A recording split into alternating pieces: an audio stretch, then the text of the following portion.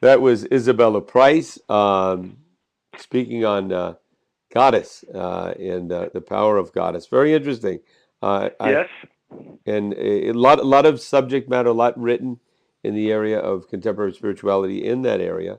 I thought she had a very interesting perspective in that she came from a secular background in Switzerland, came to the United States, met a Zen, met Amaji, and she even said that her perspective was more almost from a Christian perspective, even though she was not so religious to begin with, than not so than from an Indian perspective. And often when it comes to the goddess, I anyway think of the Indian gods and goddesses of Hinduism. Hmm. Yeah, and but she had evidently not been familiar with any of that. But most of us have had some exposure to the sort of Hindu expressions of the divine feminine. But one of the things Isabella points out in her book is that in different ways it shows up in all the cultures Right. throughout time.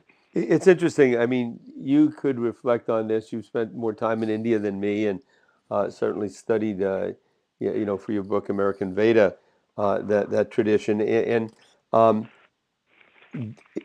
Indian spirituality, or at least Hinduism, contains goddesses, and they are very important in the structure of the spiritual world, much more so than I think Judeo-Christian Yes. tradition. Yet in India, you still have the same cultural problems and the subjugation of women and everything else that we find in the West, even though the religion, maybe not. I mean, that's at least my No, you perception of it. do. Well, it depends. You see, I mean, it's a varied situation, just as it is here.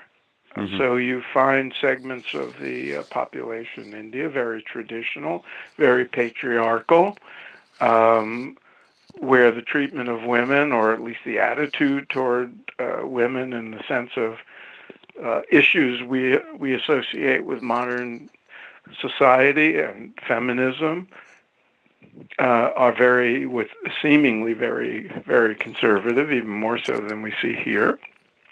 And in other respects, it's an incredibly progressive society in those ways. I mean, they've had, Indira Gandhi was the prime minister of the country. Long, we still haven't had a Right, right. female head of state, and people are often surprised by how many women in India are in prominent professions.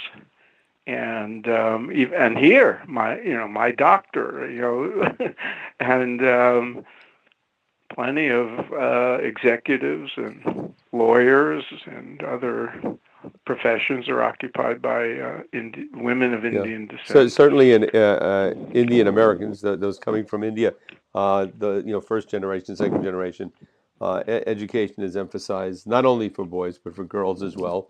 And many of them, Yeah, like you said, become doctors, lawyers, become professionals. So certainly that's there. And also amongst in spirit gurus, she mentions yeah, Amaji. Amaji is maybe one of the two or three most popular gurus out of India, a woman, and her following is certainly made up of men and women, and it's enormous, yeah. both uh, in India and around the world.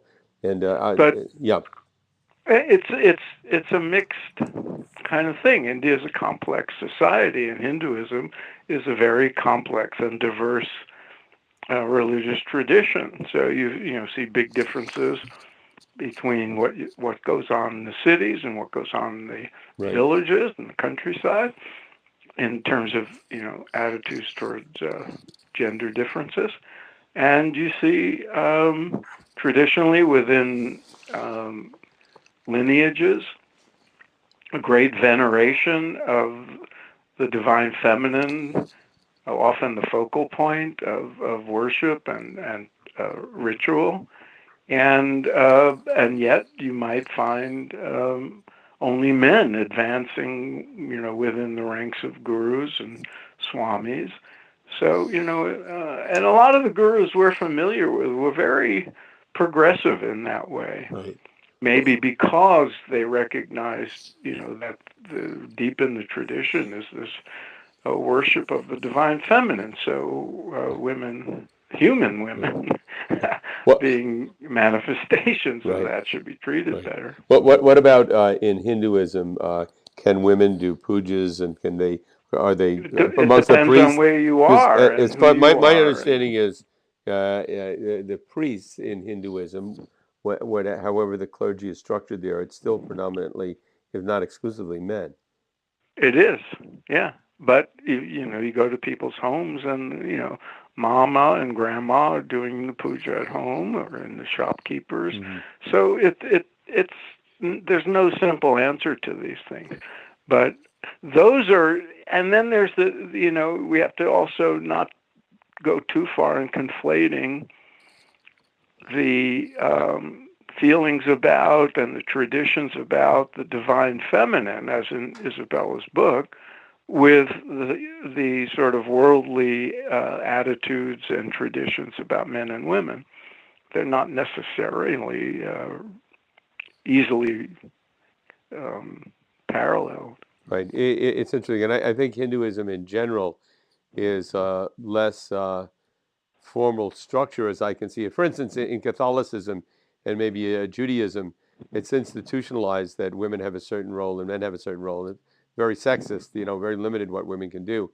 In Hinduism, I don't know if those rules, if there's a hierarchy that enforces or maintains those No, rules there's as no rigidly. one hierarchy, Right. but even in Judaism and Protestantism, there's no one hierarchy. So some of the Protestant denominations have had women ministers and priests for a long time, and others don't. Others resist it.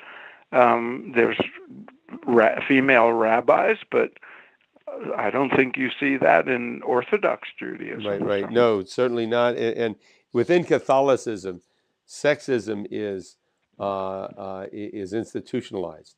It's part of the, yeah, this is it. You're Catholic. If you want to fall under this umbrella of Catholicism, women will not be priests. Women right. have a very limited role, and it's interesting. And I'm surprised there's not more pushback on that amongst.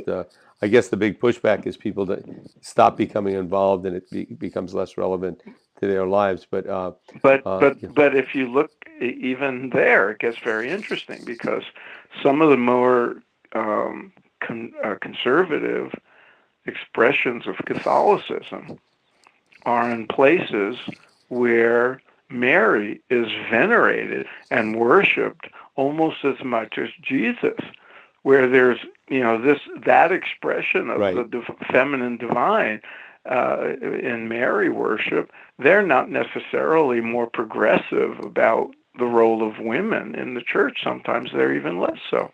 Hmm. Interesting.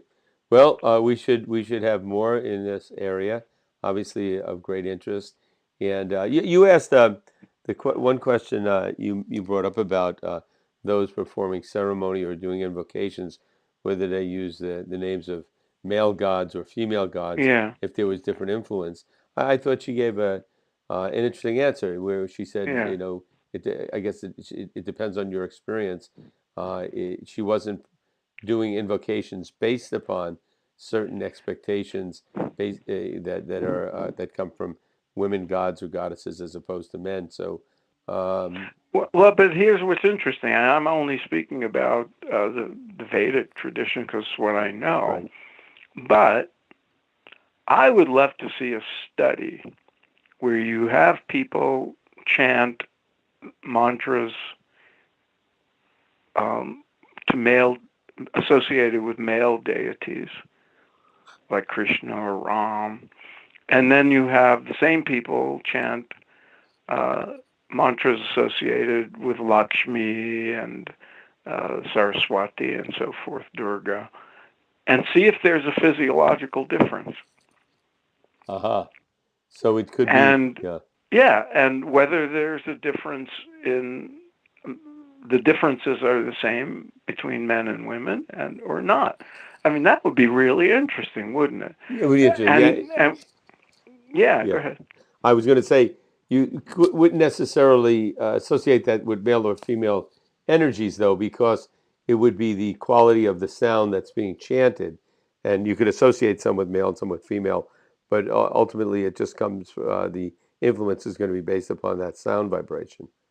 Yeah, but presumably those sound vibrations, they, Hmm. traditionally, um, the visual depiction of the sound is male or female. Right, Maybe there, would be patterns. right. It would be interesting. I have It'd be no a great idea what. study. Oh, Yeah. let's get somebody on. Okay. Maybe we had Paul Mills on once before. He heads up research for the Chopra Institute. Maybe they'd be interested in doing this study. So, There you no, go. seriously, I mean, let's run it by him. It's fascinating. All right, Phil. Till next All time. right. Over and out. Okay.